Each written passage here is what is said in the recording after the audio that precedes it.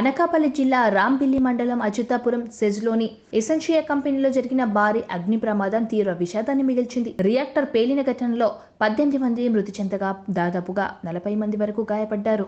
Reactor పేలడంతో ఒక్కసారిగా భారీగా మంటలు ఎగిసిపడ్డాయి.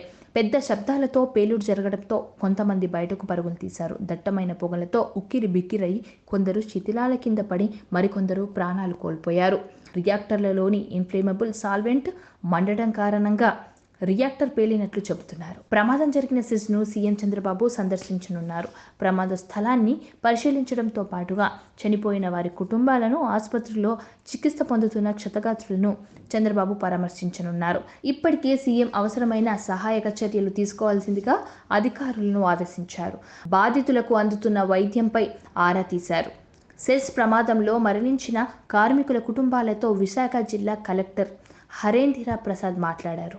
మరణించిన వారి కుటుంబాలకు 1 కోటి చొప్పున పరిహారం చెల్లిస్తామంటూ కలెక్టర్ వారికి హామీ ఇచ్చారు. ఈ ఘటనపై ప్రధాని నరేంద్ర మోదీ దిగ్భ్రాంతి వ్యక్తం చేశారు. చనిపోయిన వారి కుటుంబాలకు ప్రధాని సానుభూతి వ్యక్తం చేశారు. ప్రధానమంత్రి జాతీయ సహాయ నిధి నుంచి నష్టపరిహారం అందించనున్నారు మోదీ. అచ్యుతాపురం సెజ్లో ప్రమాదాలు, ప్రాణ నష్టం సాధారణమైపోయాయి. తాజా ప్రమాదం చుట్టుపక్కల గ్రామాల్లో తీవ్రమైన భయాన్ని కలిగించింది. అచ్యుతాపురం సెజ్లో 208 ఫ్యాక్టరీలున్నాయి. ఫ్యాక్టరీలకు ఫైర్ ఇంజన్ లేదా మంటలు ఆర్పే వ్యవస్థ ఉండాలని ప్రభుత్వ నిబంధనలు చెబుతున్నా ఒక్కటే ఫైర్ ఇంజన్ అక్కడ ఉన్నట్టు తెలుస్తుంది. ఇక్కడ 3000 ఎకరాల ఫామ్ సెజ్ను కేటాయించారు.